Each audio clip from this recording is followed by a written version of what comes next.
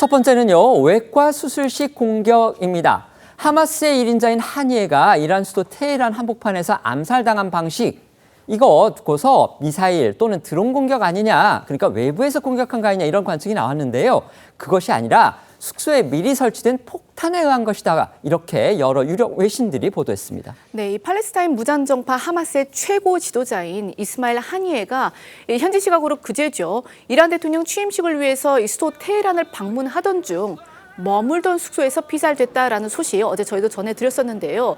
이 하니의 암살 배후로 이스라엘의 무게가 쏠린 가운데 이 구체적인 정황이 공개되지 않아서 암살 방식을 두고서 미사일 또는 드론 공격 등 여러 추측이 난무했었습니다.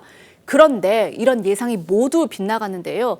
뉴욕타임스는 현지 시각으로 어제 이 익명을 요구한 이란과 중동 국가 그리고 이 미국 관료들의 말을 인용해서 하니에가 머물던 귀빈용 숙소에 몰래 반입돼 설치된 폭발 장치에 의해서 이 하니에가 암살당했다 이렇게 보도를 했습니다. 또 이 보도에 따르면요, 이 폭탄이 약 2개월 전부터 하니에가 머무는 숙소에 누군가 몰래 들여와서 미리 설치해 놓은 거라고 합니다.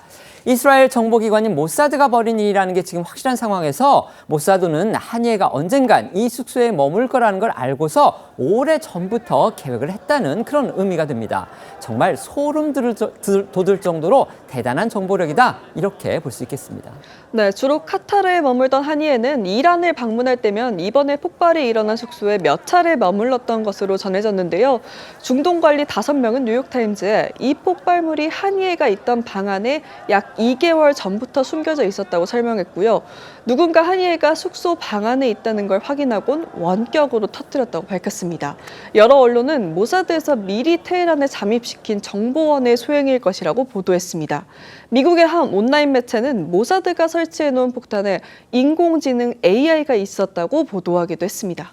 그러니까 지금까지 전해드린 보도 내용을 요약을 하면 몇 가지 정말 눈길을 끄는 부분이 있습니다. 자, 첫째는 이 하니에가 머물던 그 숙소, 이걸 정확히 이스라엘 정보기관이 알았다는 거고요. 그다음에 누군가가 그 폭탄을 반입을 했을 텐데 이게 이란 정부의 귀빈용 숙소입니다. 함부로 들어갈 수 있는 장소가 아니죠. 그렇다면 누군가를 갖다 확실한 정보원을 이스라엘 정보당국이 포섭을 했든지 아니면은 이스라엘의 스파이가 그곳에 이미 잠입을 했었다는 겁니다. 결국 모사드가 굉장히 오래전부터 기획을 해서 하니에를 노리고 있었다. 지금 이렇게 볼 수 있는 겁니다. 하니에의 암살 현장이 또 드러나 있지 않아서 과연 어떻게 공격이 이루어졌는지 이 부분에 대한 추측이 또 어려웠는데 이 외신을 통해서 그 현장 사진이 뒤늦게 공개가 됐습니다. 지금 보여드리고 있는 이 사진인데요. 6층짜리 빌딩입니다. 그런데 그 전체 빌딩에서 하니에가 머물던 방 쪽만 정확히 훼손이 됐습니다. 나머지 건물은 비교적 온전한 모습을 유지하고 있기 때문에 이스라엘이 이른바 외과 수술식 공격을 감행을 했고 그게 성공을 했다. 이렇게 볼 수 있는 겁니다. 결국 이스라엘의 정보력과 또 정확히 한 곳만 노린 타격력에 국제사회가 다시 한번 놀라고 있습니다. 네, 그렇습니다. 현지 시간으로 어제 뉴욕타임스가 공개한 하니에 암살 현장을 보면요. 하니에가 머문 방으로 보이는 건물의 상층부 한쪽 코너만 벽등이 떨어져 나가 있고 나머지 건물은 거의 훼손이 없어 하니에만 표적으로 삼은 것으로 보입니다. 팔레스타인의 또 다른 무장단체인 이슬라믹 지하드의 지도자 지하드 알나카라도 암살 당시 하니에의 옆방에 머물렀지만 큰 피해를 보지 않았다는 사실은 이번 공격이 표적이 정확히 하니에였음을 시사하고 있습니다. 전문가들은 하니에가 언제 어디에 있는지 자세히 파악하는 정보력과 목표물을 정확히 타격할 수 있는 무기를 갖춰야만 이 같은 외과 수술식 작전이 가능하다고 평가하고 있는데요. 또 관련해 이스라엘이 하마스를 상대로 전면전 대신 소규모 연속 침투로 전략을 수정했다는 분석도 나온 바 있습니다. 민간인 피해 등으로 세계 곳곳에 반이스라엘 여론이 조성된 만큼 단계적인 하마스 제거로 방향을 바꿨다는 겁니다. 이번 하니에 암살 사건에서 아까 제가 잠깐 말씀드렸지만 이제 의문이 남는 거 여러 가지 있습니다. 특히 이란의 정예군이죠. 이 혁명수비대 삼엄한 경호를 뚫고서 도대체 어떻게 저 폭발물이 현장으로 반입이 됐고 설치까지 될 수 있었는지 정말 밝혀져야 할 궁금증입니다. 네, 이 한이해가 묵은 귀빈 숙소는요, 테헤란 북부의 네샤트로 알려진 복합 시설에 속한 건물입니다.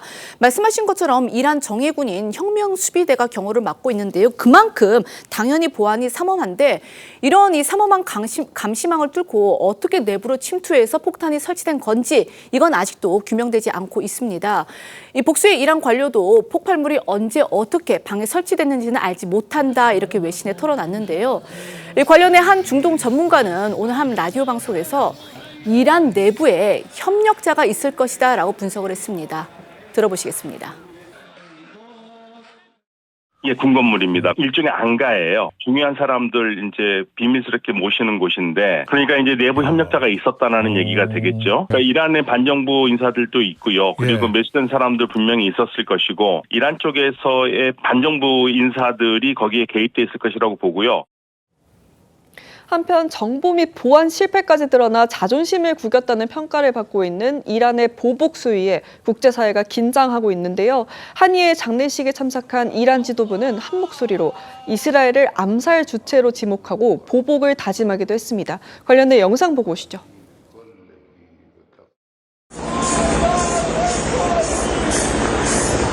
علت و ابعاد این حادثه در دست بررسی است و نتایج آن متعاقباً اطلاع رسانی خواهد شد. ישראל תגבה מחיר כבד מאוד על כל תוקפנות נגדנו מכל זירה שהיא. 결국 하나는 확실합니다. 그러니까 이스라엘이 최대 적국이라고 할 수 있는 이란의 심장부인 테헤란, 이란의 수도죠. 테헤란 한복판에 자신의 정보망을 거기에 구축을 해놨고요.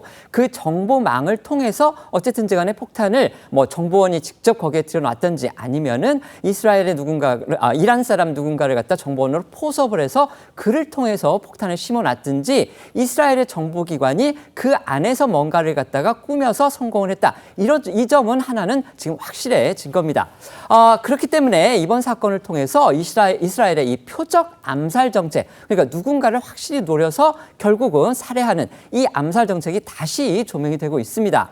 이스라엘 정보기관 모사드는요, 오래전부터 이 하마스 지도부를 암살하는 프로젝트를 가동해온 것으로 그렇게 알려져 있습니다. 네, 과거 1997년 이스라엘 모사드의 공장 요원 2명이 네타냐후 총리의 지시를 받고 요르단에서 당시 하마스의 최고 지도자에게 독살을 시도했지만 빌 클린턴 전 미국 대통령과 요르단 국왕이 나서서 항의하는 바람에 이스라엘이 해독제를 건넸고 결국 실패로 돌아갔던 사례가 잘 알려져 있습니다.